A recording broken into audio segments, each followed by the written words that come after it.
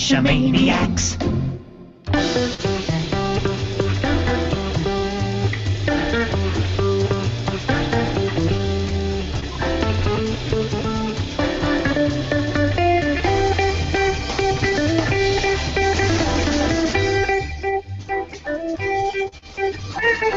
GeoGearHeads.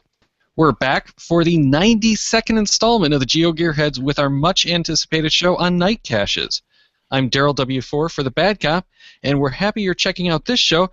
But before we get into it, let's talk about a couple of more great shows we've got coming up for the next few weeks. Now, Daryl, we're taking a break from specific geocaching content to talk about another technological topic. This time, we're talking with Rob Walsh about the history of podcasting. The week after that is another highly anticipated show, Getting Good Chords. If you have any comments, questions, suggestions, anything that you want to include, let us know. Send us an email at geogearheads@cacheamaniacs.com, or you can call in those same topics in your own voice because, you know, sometimes my voice doesn't sound like your voice, and you're probably really thankful for that. Call in those to 206-350-3647. You can also watch us record live, like we're doing right now, on the Google Hangout or the Google Plus Hangout on air every Thursday night. That's at 6:10 p.m. Pacific Time, 9:10 p.m. Eastern. Yeah, sometimes I think we should try recording dead for one of the shows. Maybe we'll do that for Halloween. Oh, live In dead. any case, Doesn't really matter. sorry. I got a little bit of a cold if people couldn't hear that already. So, I've got a especially bad sense of humor tonight. But tonight we do have John Robb joining us again, Team Voyager, half of the cacheatnight.com crew, and one of the hosts of the BFL boot camps, and we're really glad to have him back to talk this time about night caching. Welcome back. Well, thanks for having me back. I really appreciate the invite, and we're looking forward to talking about some night caches, and also a little bit about the BFL boot camp and some of the creative things that we do at the boot camp. But I will say we're not going to give away too much about what's coming. You might get some hints, but that's about all. And if you want to know more about the BFL boot camp, it's the 8th year, and the event is called Illuminate, and the GC code is GC42. I guess that's a 0YB. So that's GC420YB. And judging from the event logs, I think that we'd be able to say that people enjoy it, and it's a bit of fun. That is so cool. I got to find a way to get up there one of these years, because that's one of those. This is one of those events that I look at and say, it draws me. But yeah, I've got it on the radar. Still want to get out there, but it's one of those things. Can I actually get up there and do it, and all that kind of stuff?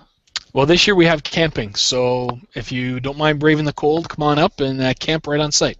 It's different this year. Yeah, especially just having gotten over a cold. I'm not sure that would be recommended, though. How cold could it be? Hey, it's only Canada. That's right. Hey, northern Michigan is further north than where we are, so... This is true. Well, let's get to the basics of night caching. So, John, can you tell us what a night cache is, and how can I tell if a cache I'm hunting is a night cache? Well, I mean, to start with, in really simple terms, any cache could be a night cache, but there are some that are designed specifically to be done at night. And the best way to find out if the cache is to be done at night is to look at the attributes for the cache itself. There's one attribute specifically, and that is the night cache attribute. And then there's a number of others that you might also want to look at, which are recommended at night, flashlight required, ultraviolet, and one that might apply, maybe not, and that special tool required. And we're going to talk a little bit more about that later as we proceed. Good deal. Now, one of the common problems for the hiders of night caches has been that the finder either doesn't pay attention to the intent that it be found at night, or just doesn't want to wait till it's dark to go find those. That usually makes it harder to find, but less interesting. So if we're going to go out to hunt a night cache, and we really want to experience that at night anyway, the times do change for the things like dusk, sunset, and that kind of thing based on your location and the date. So which of those times is it that we should really look for to start our night caching hunt? Well, around here in the wintertime, it gets dark around 5 o'clock. So that's one of the reasons I got involved with night caching is if it's dark that early, I don't want to give up that much time to go caching, so maybe I'll just go at night. So you can start in the early evening as we get into the fall and winter, especially if it's a traditional fire tack style cache. Those can actually even be done in many cases before it starts to get dark. In the summertime, fire tack trails are usually in the woods, and in the summertime, the woods are dark, maybe even as much as an hour before the sun starts to set. And that the fire tacks are very reflective, and you can find those even when it's kind of the sun's getting lower in the sky, and it has to pass through more of the trees. It doesn't have to be pitch black for, say, a fire tack cache. And maybe you use some of these techniques in a cave or a tunnel or something like that. And so that's some of the things that you have to think about when you're looking for that place, or looking for when you can get out there to do the caches. And as caching becomes more popular, there become fewer and fewer places to put a cache, just a regular cache. Mm-hmm. And so sometimes you might want to look for something a little bit different, and that's when you can find a good place for a night cache. But some things to think about as you're contemplating whether you want to place this cache is, are people using flashlights going to draw attention? Keep in mind that you might not be doing this by yourself, so 3 or 4 people looking for something with flashlights, is that going to draw some unwanted attention? And is the location available after dark? So you have to be careful of that as well. Well, Rob, I know you're more norther than me, but here in Washington State, it can get dark at 4 in the afternoon. So I tend to save the night caches for the winter months, because if you're going to go caching anytime in the winter months, you're not too far away from it being dark. So when I drive into my local parks, there's signs right there that says these parks close at dusk. Dusk could be 3:30. Dusk. So where else can I put a cache? Well, you're right. Dusk is a little bit on the early side. So what you want to look for is you want to look for a place, if it's going to have a closing time, look for it that specifically calls out a closing time. So you're right. When something says dusk, dusk comes pretty early in the afternoon in the winter months. Mm-hmm. But in the summer months, it's much later. So what you want to look for is you want to look for a place that has posted hours, so that you can say, okay, the park closes at 10 o'clock. Well, between 5 and 10, that's 5 hours of night caching. That's a lot of fun that you can have. There are also public places, and there's techniques you can use, like maybe UV paint on a magnet, and you can hide that in plain sight. I just did a cache that used a gear clamp that I'd painted gray, and I put it on a galvanized fence post. You won't see that during the day unless you look really hard, and even then you won't make it out because it's UV, so you need to do that one at night. So you have to find some places that work for you. Nice. Now, I have done a night cache using fire tacks in a public parking lot. I've never seen that done, but it's totally possible for sure. So that was kind of a lot of fun. But so now we know we can hide a night cache, but why would we really want to? Well, it's more fun, of course. Well, I'm kidding, maybe only a little bit. But I think just a little bit, because it is more fun. Yeah, it definitely is more fun. I enjoy it. But finding a cache at night can be more challenging. finding the container in the woods, it's harder than during the day. Your field of vision is a lot more limited. Mm-hmm. That's why we bring along a big flashlight, or some people call it a BFL. Maybe after the show I'll tell you guys what we actually think BFL refers to, but we'll take that offline, I guess. And so at night, your field of view is a little bit smaller. It's only as big as the beam of your flashlight. That puts your body into this kind of heightened state of awareness, because there's something in your periphery, but you don't know what it is. And so your body kind of kicks into a little bit more of an alert state, and that makes everything else a little bit more interesting. The sounds. When we're out at night and we hear the coyotes howling, man, you swear they're only 5 feet away. They're a long ways away, but it sounds a lot closer. Exactly. Yeah, so that I find that quite interesting, and there's a lot of creative things you can do, and lasers are way more fun to play with at night. Whoa, lasers? Now, I love lasers. Green lasers that I've shot across the lake at night. You can see it on the other side. Red lasers, not as far. I've yet to get hold of a violet laser. But something like sort of like the one that I'm holding in my hand here that nobody. Yeah. Yeah, thanks. Now I'm jealous. Yeah. Yeah, we're kind of light geeks, We have a bunch of them. Sorry. What kind of range can you get out of a violet laser? It's about just as far as the other ones. The green is still by and far my favorite. The green trumps all of them. So, what kind of techniques can cachers use to hide a night cache, like using a laser or something like that? Well, laser's pretty cool, but you might want to start with more of a traditional fire tack type cache. It's easy to deploy. The technology's simple.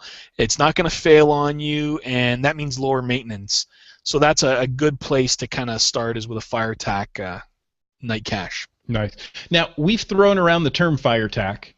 Can you explain to us what it is? Because it doesn't really involve fire.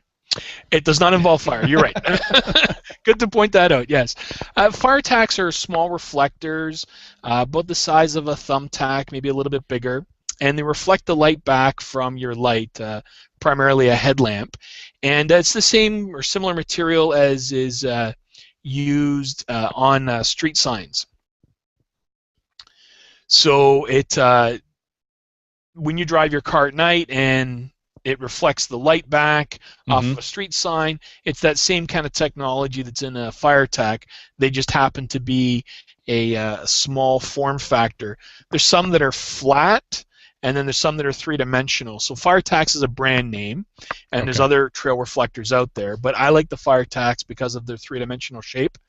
It gives you something that you can use in different ways. Cool. So, give me an idea of how to set up a fire tack trail for people to follow at night. So traditionally, a fire tack trail starts off with some coordinates. They take you to a starting place, and from that starting place, you follow the little reflectors until it ends, and that's where the cache is.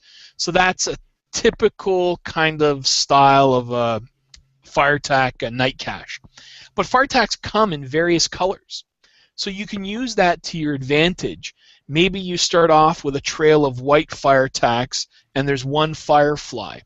And at the firefly, you have to change direction. And you can tell people that, when you get to the color, you have to change direction, or you don't have to tell them that, and they have to figure that out. So that can introduce some interesting things to see how it kind of goes. I've even seen one sort of like a fire tack trail that was actually reflective rope made into the shape of like 2 foot big numbers, and those numbers were hung from the top of a tree using fishing line. So as you walked along, you don't see them until your light hits them, and then you look up in the sky, and there's these big numbers floating in the sky. And the effect at night was pretty spectacular. Well, I like that idea of reflective rope, but I haven't really heard much about it.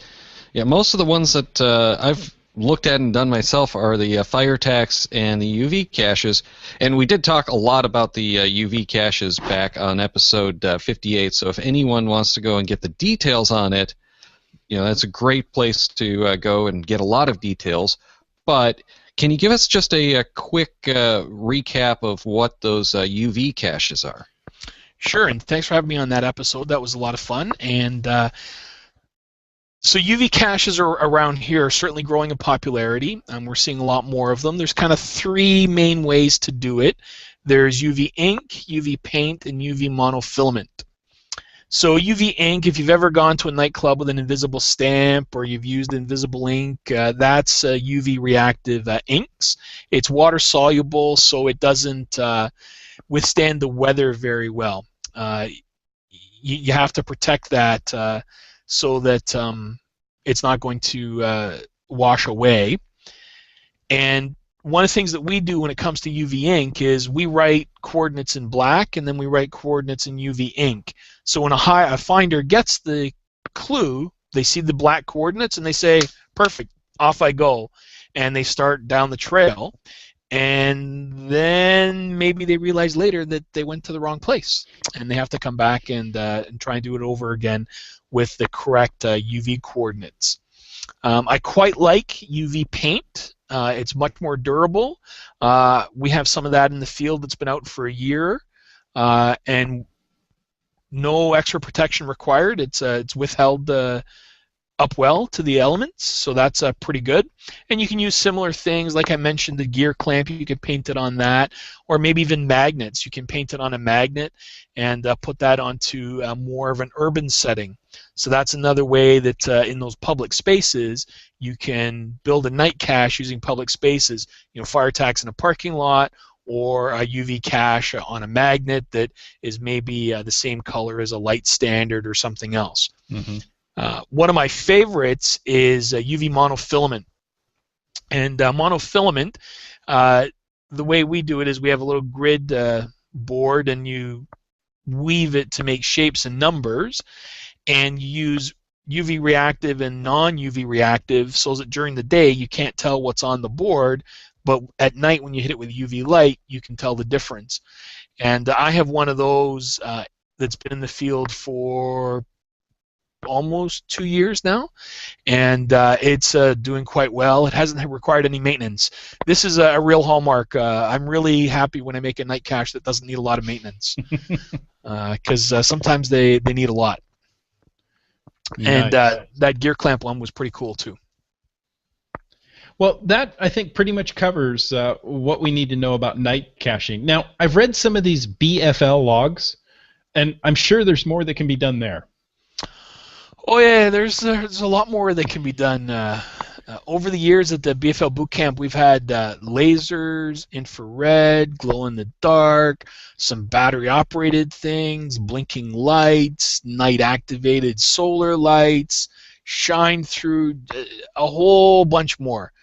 And I've even been to one night cache that was actually based on the phases of the moon. It was a where I go, and you had to go there at the full moon, which was kind of cool. Wow. Now wait a minute. Night activated solar lights. Are these like the ones that you put on your walkway?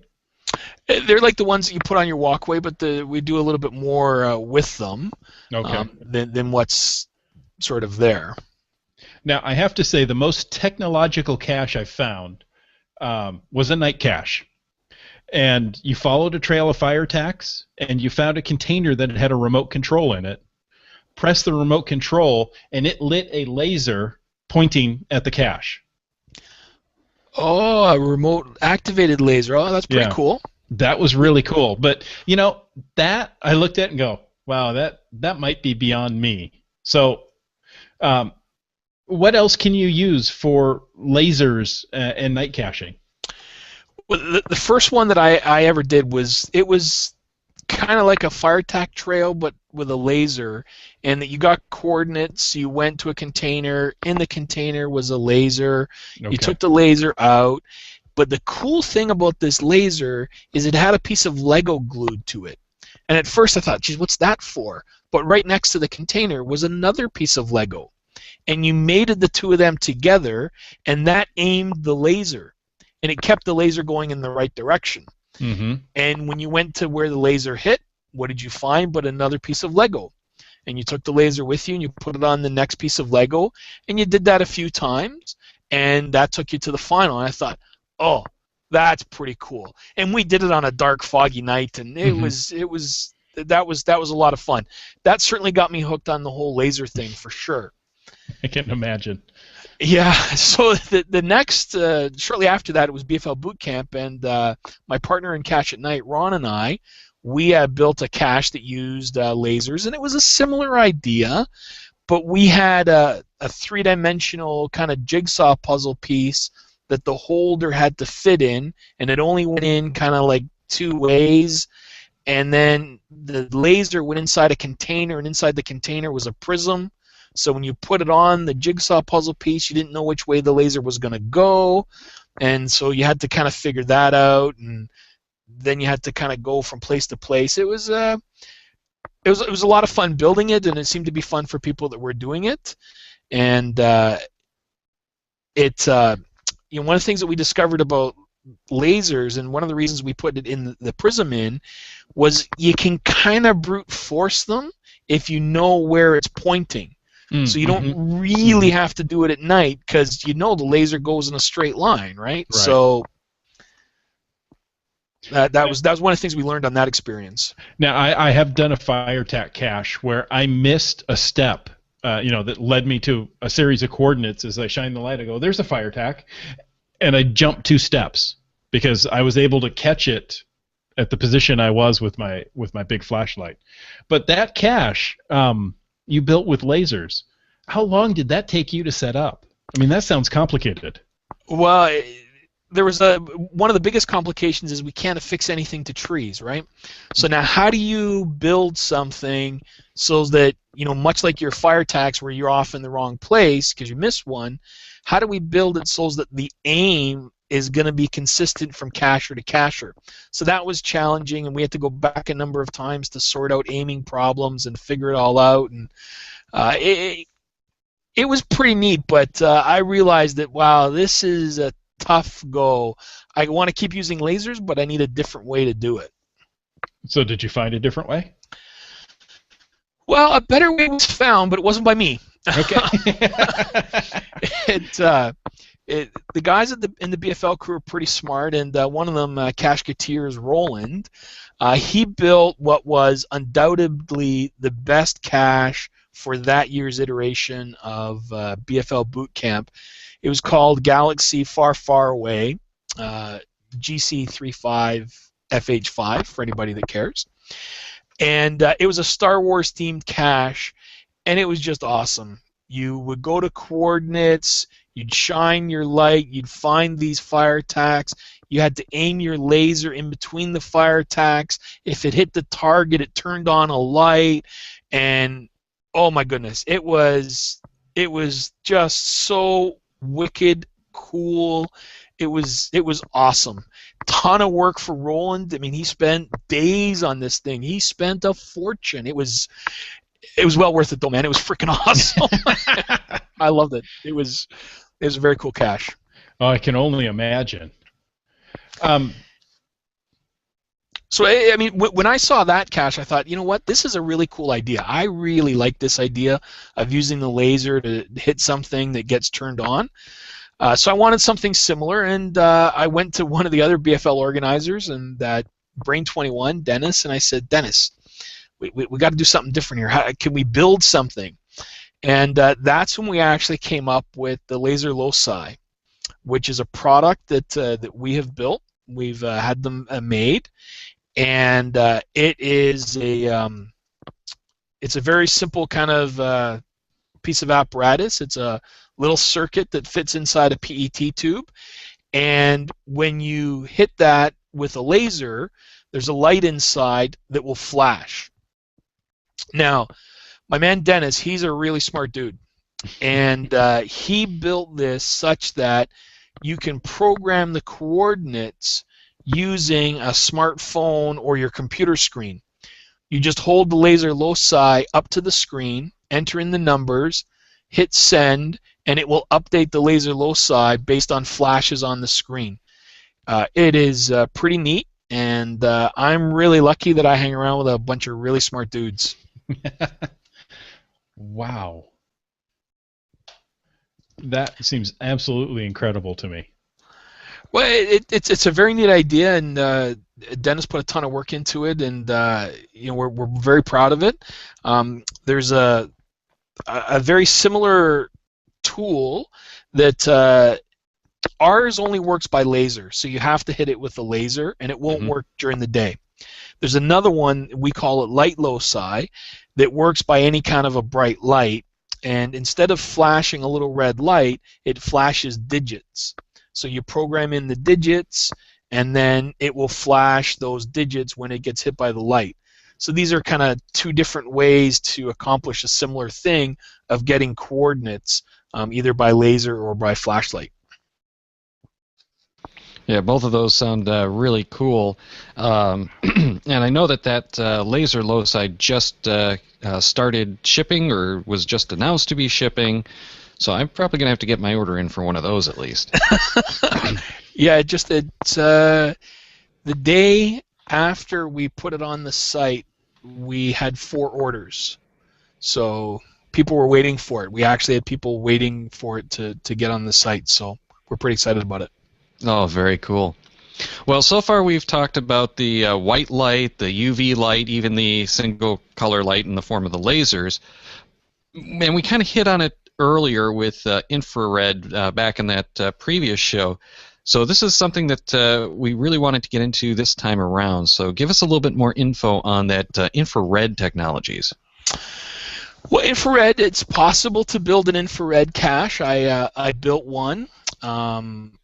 There's a couple of problems when you want to build an infrared cache. One, you need an infrared light source, and 2, you need a way to view the infrared light. UV works because it causes something to fluoresce under UV light. Infrared doesn't work that way, so you need something that can view it. Most modern cameras have an infrared filter built in. I have seen where people have taken apart cameras. I've even seen people take apart their iPhones to take the infrared filter out. And I think, Daryl, you've gone even a step further and had a SLR converted into an infrared camera.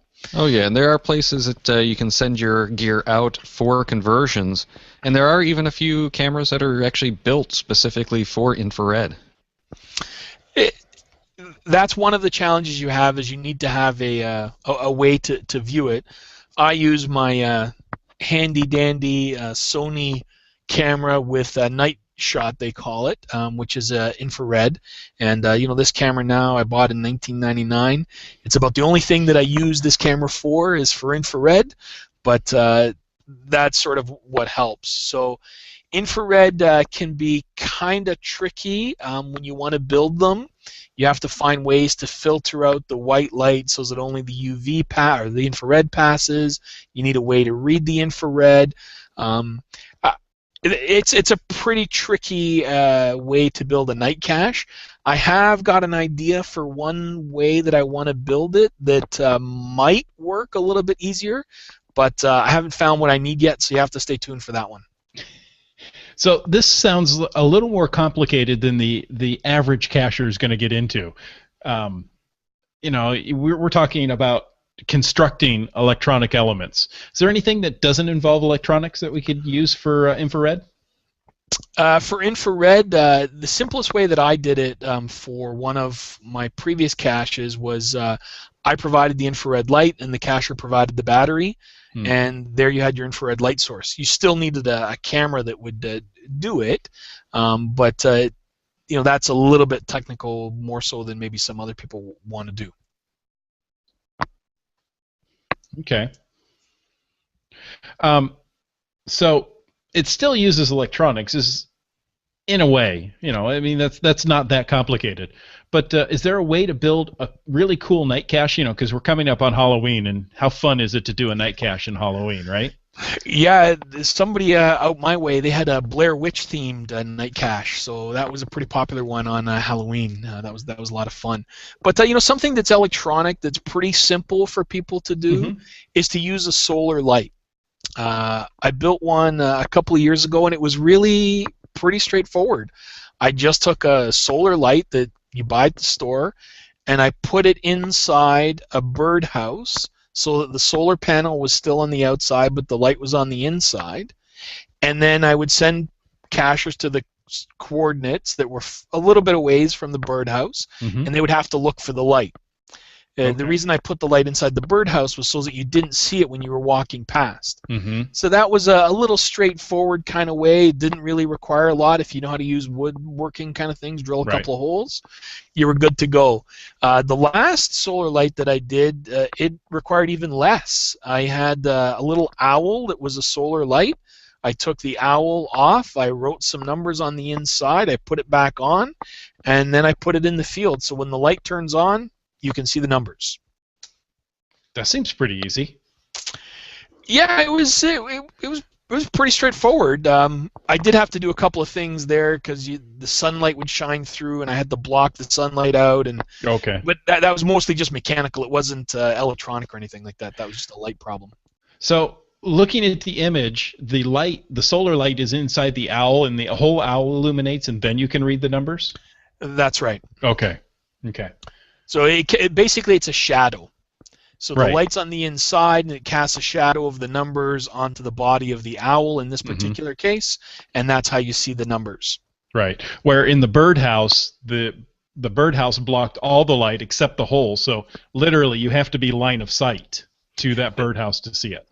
Exactly. You have to be sort of like right in front of it. You can't be to the side. Mhm. And the light's not very bright, so it really, you have to be looking straight at it in order to see it. Cool. So, I lost my place. Are there any other caches that don't use any electronics at all? There are some pretty cool night caches built by some of the guys in the BFL crew that don't use electronics at all. And basically, if you're going to go out and do a night cache, what's the one thing you're going to have with you? You're going to have a flashlight. If you're one of the guys in the BFL crew, you're going to have a couple, but that's just the way they are. And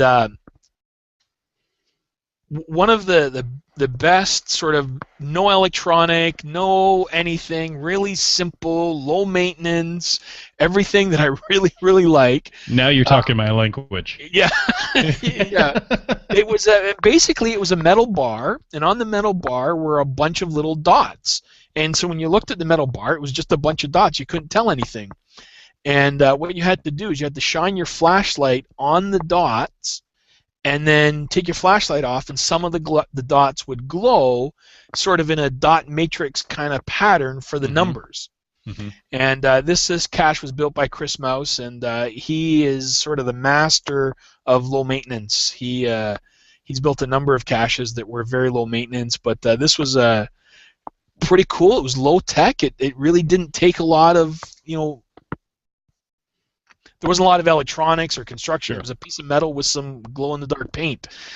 Northern Penguin, who's also one of the organizers, or the primary organizer of the BFL boot camp, he built this one cache, and it was called the Illuminatrix, and it was basically a box with a white piece of plastic. And when you put your flashlight on top of the box, it would make it kind of glow, and you could see some numbers. And there's a little trick as to how you figure out which number you needed. But again, pretty straightforward. You just make it glow by putting your flashlight on it. You can't really do that during the day because as you try and hold it up, the sun's there, and there's more sun on the outside than there is on the inside, and it becomes kind of problematic. Sure. So that sounds like something that even non-technical people could do, and like you say, doesn't require a lot of maintenance. Now, I think you're still holding something back. Is there still one more trick you've got? Well, there's still many more tricks, but one of my favorites, and something that's really, really simple, is basically you take two pieces of paper and a piece of tin foil, and you write some numbers or a little description or something on the one piece of paper. Then you write the coordinates that you actually want people to go to on the tin foil, probably in something like pencil or something that isn't going to show through the paper, and then you poke little holes in the tin foil along the numbers, again to kind of make a dot matrix kind of thing, and you sandwich the tinfoil between the two sheets of paper, and then you laminate it. So you get to the cache, there's this little card, the card has some coordinates in it. Mm-hmm. Oh, that's where I'm going to go.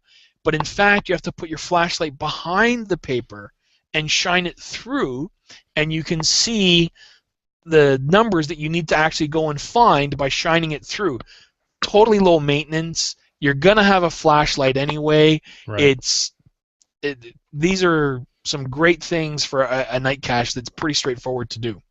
See, those are the ideas I like. The puzzles that are on site that make you think when you're there, and the fact that you may be directing somebody completely in the wrong direction. You know, I do like those things, and that kind of makes me mean. But you know, no, I mean that's one of the things that we do at the BFL boot camp. I mean, if you've done a few of the caches at BFL boot camp, you realize pretty quickly it's not all as it seems. And you know, you can tell the people that have been to a few boot camps because they don't stop until they've analyzed absolutely everything. Really cool. So, which one of these techniques is your absolute favorite? I like all of the ones that I've talked about. You know, they're all kinds of neat, cool things. But one of the coolest that I've ever seen, which I haven't mentioned yet, used fiber optics. And it was another cache by Chris Mouse. It was basically a 4x4 cube, sort of like a die, and it was all black until you shine a flashlight on one of the faces. And on another face, a number would show up because there was fiber optics inside the cube that transferred the light to that face. And there's 6 faces on a cube, and that's 5 numbers plus north and west. And so there was 2 cubes, and those were your coordinates, and you had to figure out the order. Wow. And that one was really cool. And again, low maintenance. You're bringing your flashlight with you anyway. When I first saw it, I was totally blown away. It was very cool. Wow. Well, you've seen your share of night caches, and what do you think it is that really makes for a great night cache? Well, something that I like is it's impossible or really hard to do during the day. You know, when you can do a cache during the day that's sort of supposed to be done at night, it's not nearly as much fun. Something that provides a little bit of a challenge along the way, maybe it's just a field puzzle and you have to shine your flashlight underneath something. Or maybe it's a little bit more complicated or something like that. Something that makes you look at the world a little bit differently. Whatever that happens to be, you know, is it UV light, infrared light, laser, you know, just thinking about things in a slightly different way. Maybe it teaches me something like, hey, look, I didn't realize that these things happen with UV, or I didn't realize that plastic is transparent to infrared. So when I take my infrared and I see black plastic, I look at that under infrared and, wow, the plastic disappears. It's gone. It's invisible. So that's kind of neat. And, I mean, really, it's fun to play with lasers. So, you know, that's not a bad idea either. I like that part. And one of the things for me that I really enjoy is the shared experience. You know, you're out with your friends, you're caching at night. It does seem a lot more intimate because the world is in this cone of light that's your flashlight. There's really nothing else outside of it because you can't see it. And I like that sort of shared experience of kind of, you know, hanging out with buddies and that kind of thing. Well, that actually touches on a question that was asked by Wet Coaster, who's watching live right now. And he asked, do you prefer night caches by yourself or in a group? Well, I really don't recommend doing night caching at night. It's not bad things can happen, and you know, even just a simple fall and you break your leg and you're out at night, there's really nobody around to kind of help you. So I like to do it at least 2 people. I will say that caching at dusk gives me the heebie-jeebies. I'm fine at night, you know, 2 o'clock in the morning, no problem. But that sort of just as the sun's setting and the shadows are all kind of weird and I can't tell what's in front of me, that gives me the heebie-jeebies.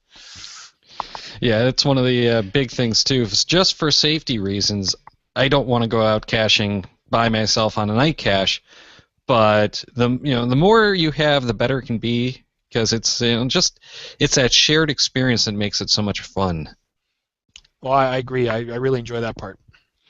Well, we mentioned the safety things, and that is a big factor because you have the limited visibility, both you and for other people. So let's touch on some of the safety factors that people should keep in mind.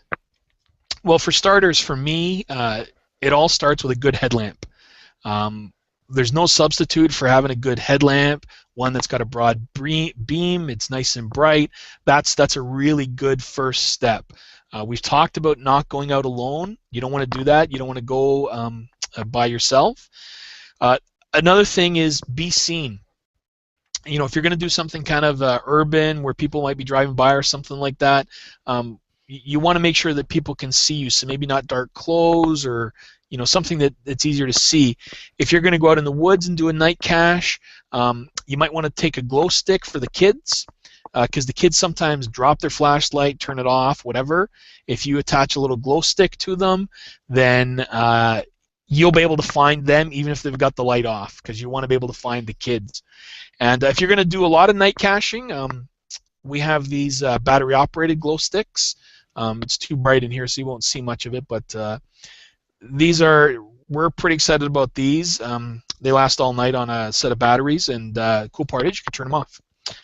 And same thing applies when you've got dogs. You want to be able to see the dogs, so that you can get either a reflective collar, reflective jacket.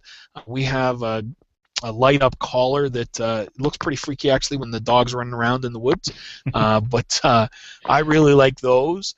And one of the things I do for myself is I have a ziplet on my GPS, so that if I drop my GPS somewhere, I've got a light on the GPS and I can go and find it.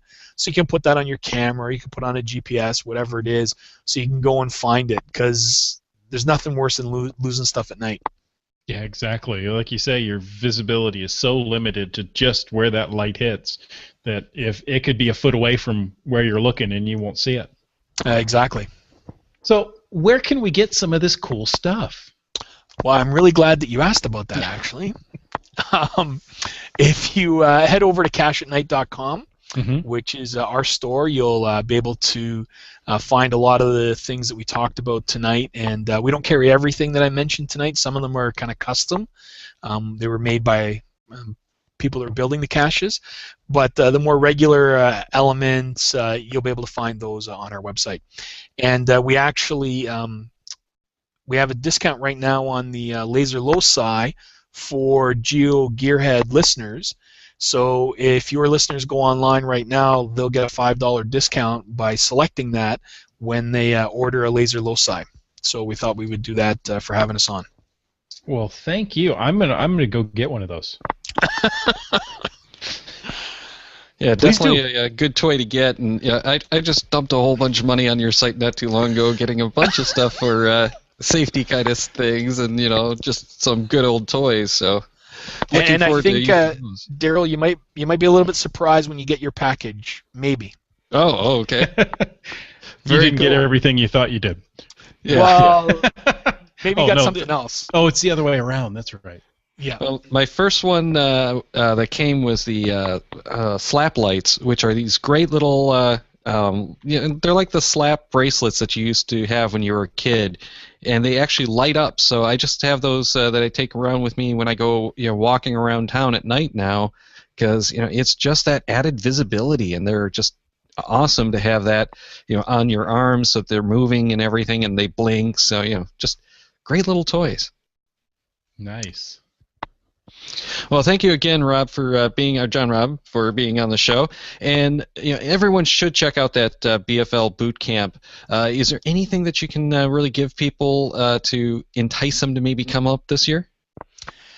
Well, this year is a little bit different. We're going to have a pub event right on site. There's camping on site. We have a pavilion. We're going to be there all night with a fire. We're going to have a ton of fun, and there's going to be some cool caches. I can't really say much about the caches. We're starting to see some of the development work that's going on, and they're looking pretty neat. So that's going to be November 9th. November 9th. which is a Saturday, and that's in the Metro Toronto area, correct? Yeah, it's about 20 minutes, half an hour north of Toronto. Very good. So It's definitely within driving distance for you, Daryl. It's definitely within driving distance. Yeah, I looked at it. I want to say it's like a 4.5-hour drive without all of the custom stops. And it's not the customs getting into Canada I'm worried about. It's that the Americans don't want you to come back. So I can get there. It's coming home that's the problem. Well, you got a lot longer to get home. You go home on the Sunday, no problem. There you go. Yeah. Yeah, and I don't really need to go to work on Monday or Tuesday as I get locked in their ice box there. Yeah, no problem. Well, anyways. Technically, all of our listeners are within driving distance. Well, this is true. It's just, how dedicated are you to this drive? Yeah, and does it require another mode of transportation to get the Right. vehicle that you're driving there? Like maybe a C-41 transport plane or something. Exactly. A ferry, if nothing else. All right, well, I think we better cut it off there because this is getting really silly. Next week, we're going to be back with the history of podcasting. Then the week after that, getting good chords. So we've got another randomized edition that's going to be coming up not too long after that. Tons and tons of opportunities. Get all of your comments, questions, and feedback in for any of those shows. And Bad Cop, tell us how we do that. Well, the only way to do that is to check the Cashomaniacs website at cashomaniacs.com for more on the GeoGearHeads, including show notes from this and all our episodes. We love hearing from our listeners, so leave us feedback by calling 206-350-3647, by emailing GeoGearHeads at cashomaniacs.com, or through social media. Your support helps keep the Cashomaniac shows coming, so please consider making a PayPal donation through the link on our website to support the Cashomaniac shows. GeoGearHeads is produced by Chris Umfenauer and Daryl Wattenberg. This show is copyright 2013 by Daryl Wattenberg, all rights reserved.